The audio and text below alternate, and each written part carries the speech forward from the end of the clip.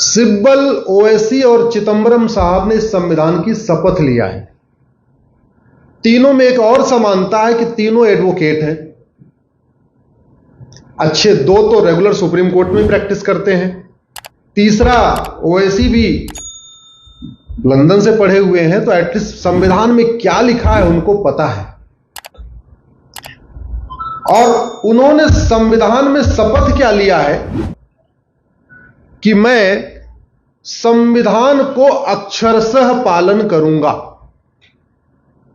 इस संविधान के शेड्यूल 3 में 5 लोगों की शपथ है: सांसद, विधायक, हाई कोर्ट के जज, सुप्रीम कोर्ट के जज और मंत्री। 5 लोगों की शपथ। अगर आदमी लोकसभा चुनाव जीत भी जाए, 10 लाख वोट से जीत जाए, लेकिन जब तक वो 3 लाइन की शपथ नहीं लेगा तब तक वो सांसद। तो जितना जरूरी है लोकसभा चुनाव जीतना, उतना ही जरूरी है वो शपथ लेना। पार्टी राज्यसभा का टिकट दे भी दे, सेलेक्ट भी हो जाए, लेकिन जब तक वो शपथ नहीं लेगा तब तक वो राज्यसभा में इंटर नहीं कर सकता, तब तक उसको वेतन भत्ता, गाड़ी बंगला नहीं मिलेगा। इसका मतलब यह हुआ कि जिस संविधान की शपथ लेने के बाद ये तीनों महोदय सिब्बल, ओवैसी और चिदंबरम पार्लियामेंट में गए हैं, जिस शपथ के बाद ही उनको सांसद कहा जाता है, जिस शपथ के बाद ही उनको वेतन भत्ता, गाड़ी बंगला, free air ticket, free rail ticket मिलता है, जिस शपथ के बाद उनको वीआईपी ट्रीटमेंट मिलता है, सिक्योरिटी मिलती है, ड्राइवर मिलता है, दिल्ली में बड़ा सा बंगला मिला हुआ है, उस शपथ का ये तीनों लोग वायलेशन कर रहे हैं और बहुत बुरी तरीके से वायलेशन कर रहे हैं, कंप्लीटली मिसलीड कर रहे हैं। मैं आपसे पूछता हूं, अगर कोई गवर्नमेंट डिपार्टमेंट का डॉक्टर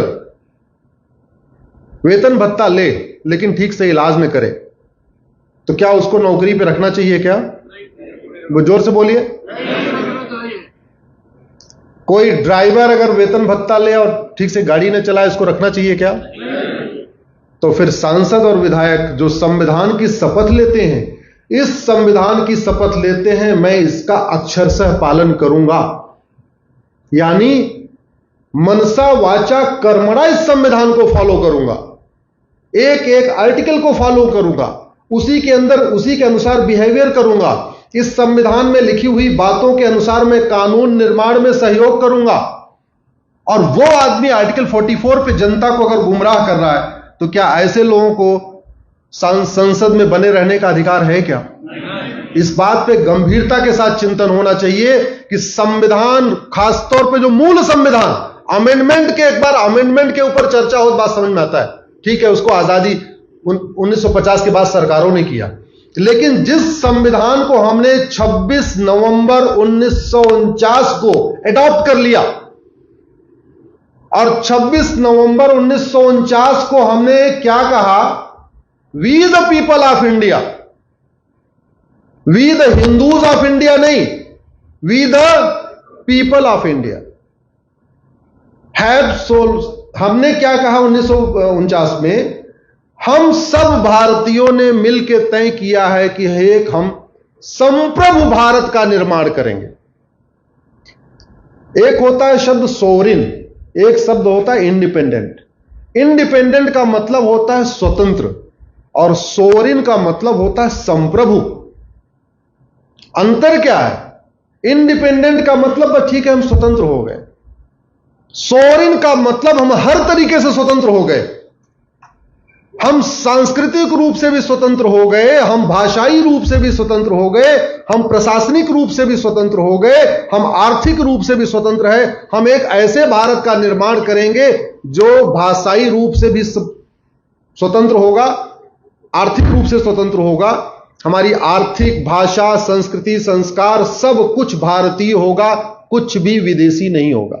यह हमने शपथ लिया, प्रीएम्बल ऑफ द कॉन्स्टिट्यूशन। आप सब लोग एक बार इस कार्यक्रम के बाद प्रीएम्बल ऑफ द कॉन्स्टिट्यूशन जरूर पढ़िएगा, लिखा क्या उसमें। दूसरा हमने उसमें क्या कहा?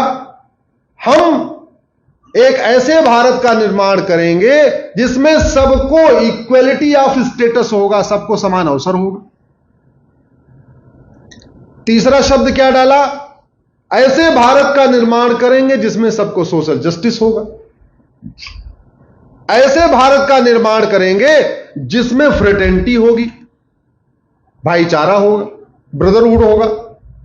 ऐसे भारत का निर्माण करेंगे जिसमें एकता अखंडता मजबूत करने की भावना होगी। और ये सब हम आज 26 नवंबर 1949 को ये हम अपना ग्रहण करते हैं, इस संविधान को। ऐसा हम सब लोगों ने शपथ लिया, हिंदू, मुस्लिम, पारसी, ईसाई। इसके बाद एक इंटरेस्टिंग है, मैं चाहता हूं सिब्बल साहब, ओवैसी जी और चिदंबरम साहब आर्टिकल 13 पढ़ें।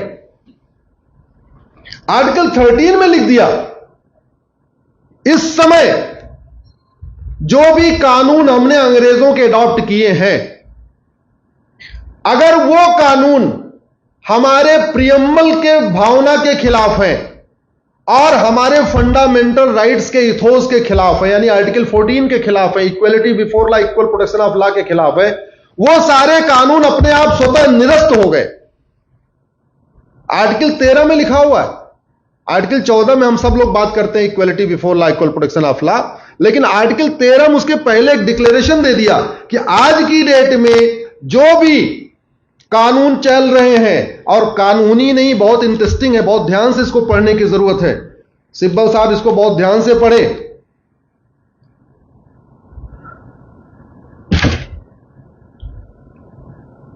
ऑल द लॉज, कस्टम्स,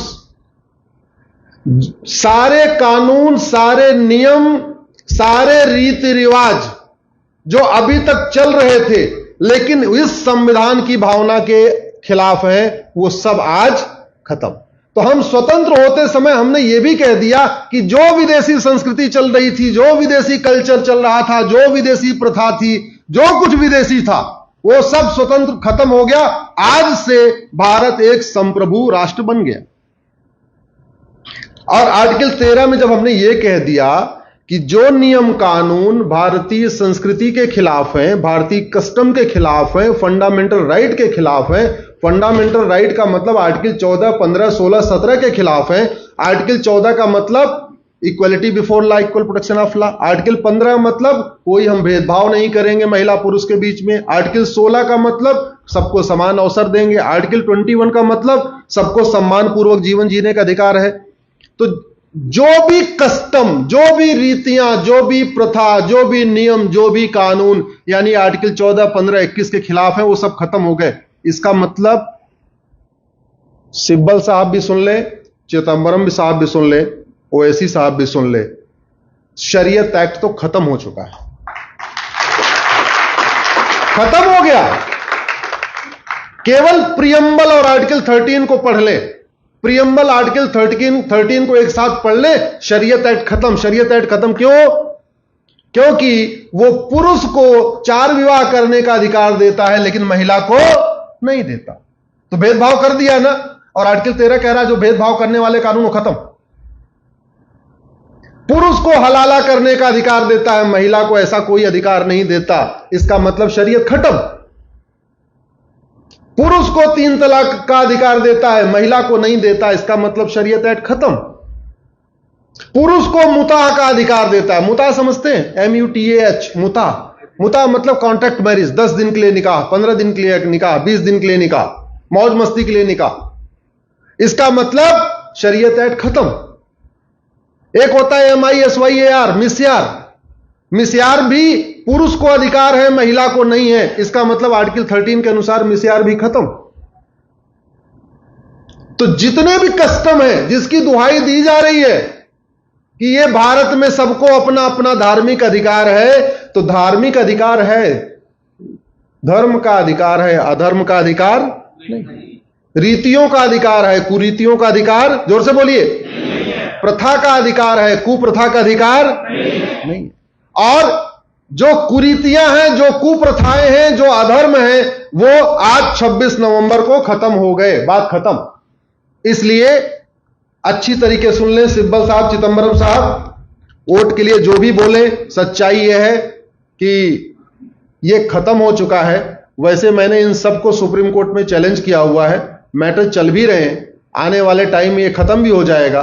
वैसे वो खत्म हो उसके पहले ही मुझे विश्वास है कि हमारी पिटीशन इनफेक्चुअस हो जाएगी। हमारी सामान्यतया पिटीशन इनफेक्चुअस होती है। इनफेक्चुअस का मतलब बेकार हो जाना।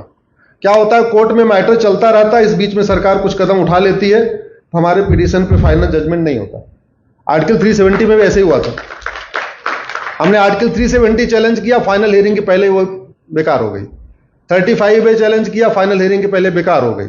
शादी विवाह की उम्र समान करने की मांग के पिटीशन चैलेंज किया, तब तक बाद में बिल आ गया। 2018 में मैंने पीआईएल फाइल किया, 2020 में बिल इंट्रोड्यूस हो गया। तो हमारी सामान्यतया पिटीशन फाइल होती है, चर्चा होती है, लेकिन उसके पहले सरकार कुछ न कुछ कर लेती है, तो इसलिए फाइनल हियरिंग की नौबत नहीं आती। एक बात और, आर्टिकल 44 उसको ध्यान से पढ़िए। लिखा है uniform civil code for the citizens. केवल यूनिफॉर्म सिविल कोड नहीं लिखा है, लिखा है uniform civil code for the citizens. Citizen कौन है? भारतीय, जो नागरिक है। इसका मतलब नागरिकों के लिए एक समान नागरिक संहिता। मुझे यह बताइए, भारत के सभी नागरिक एक समान है कि नहीं? जोर से बोलिए, जोर से बोलिए। आपका वीडियो लगभग 2 करोड़ लोगों तक जाएगा, तो आपकी आवाज भी 2 करोड़ लोगों तक पहुंचनी चाहिए। इसलिए कह रहा हूं, सब लोग जोर से बोलिए जब भी मैं कुछ पूछूं। देश के सभी नागरिक समान है कि नहीं? सब संविधान से ही चल रहे हैं कि नहीं? संविधान का मतलब संविधान है कि नहीं? तो संविधान है, नागरिक सब समान है। तो जब नागरिक समान है, संविधान है, सम मतलब समान विधान है, तो सबके लिए समान नागरिक संहिता होनी चाहिए कि नहीं? वास्तव में आज की डेट में संविधान नहीं चल रहा है, आज की डेट में बहुविधान चल रहा है। हिंदू का अलग विधान चल रहा है, मुस्लिम का अलग विधान चल रहा है, पारसी का अलग विधान चल रहा है, ईसाई का अलग विधान चल रहा है। खास तौर पे किस मामले में? नागरिक अधिकार के मामले में। हमारा संविधान one nation one penal code की बात नहीं करता, लेकिन देश में वन नेशन पिनल कोड है। हमारा संविधान one nation one tax code की बात नहीं करता, लेकिन one nation one tax code है। One nation one land law की बात नहीं करता, लेकिन one nation one land law है। संविधान एक ही बात करता है, जो कि नहीं है, वो कहता है यूनिफॉर्म सिविल कोड। और यूनिफॉर्म सिविल कोड में भी इस संविधान में 3 तरीके के वर्ब यूज होते हैं, मे, विल और शैल। ज्यादातर विल यूज हुआ है, बहुत रेयर शैल यूज हुआ है। आर्टिकल 44 में शैल वर्ड यूज हुआ है। स्टेट शैल का मतलब यह सरकार की ड्यूटी है कि वो यूनिफॉर्म सिविल कोड लागू करे। स्टेट में नहीं लिखा है, स्टेट विल नहीं लिखा है, स्टेट शैल। सबको पता है विल और शैल में डिफरेंस क्या है? शैल है सीधे सीधे डायरेक्शन है, और इसके अलावा यह भी है, आर्टिकल 37 में यह भी लिखा हुआ है, directive principles are nevertheless fundamental. कि ये डायरेक्टिव प्रिंसिपल जो आर्टिकल 44 है डायरेक्टिव प्रिंसिपल में है, ये किसी भी कीमत में फंडामेंटल राइट से कम नहीं है। और आपको यह भी जान के आश्चर्य हो गया, ये आर्टिकल 44 तो बाद में बना है, एक्चुअल में आर्टिकल 35 था, यह फंडामेंटल राइट का पार्ट था।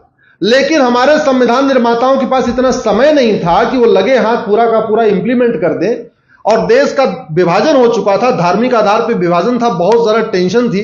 तो उन्होंने कहा एक काम करो, अभी जो चल रहा है उसको चलने देते हैं, शरीयत एक्ट भी चलने देते हैं, क्रिश्चियन मैरिज एक्ट भी चलने देते हैं, पारसी मैरिज एक्ट भी चलने देते हैं, इसको डायरेक्टिव प्रिंसिपल डाल देते हैं, सरकार कर लेगी। तो जो काम नेहरू जी को करना था, वो काम मोदी जी कर रहे हैं। सच्चाई तो ये है।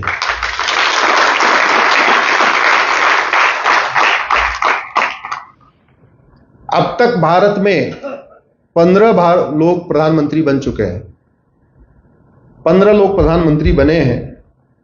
और मुझे लगता है शायद ऊपर भगवान भी ये काम मोदी जी के हाथ से ही चाहते थे, क्योंकि जिस गंभीरता के साथ प्रधानमंत्री मोदी जी इस पे आगे काम कर रहे हैं, हम सबको उनका धन्यवाद करना चाहिए।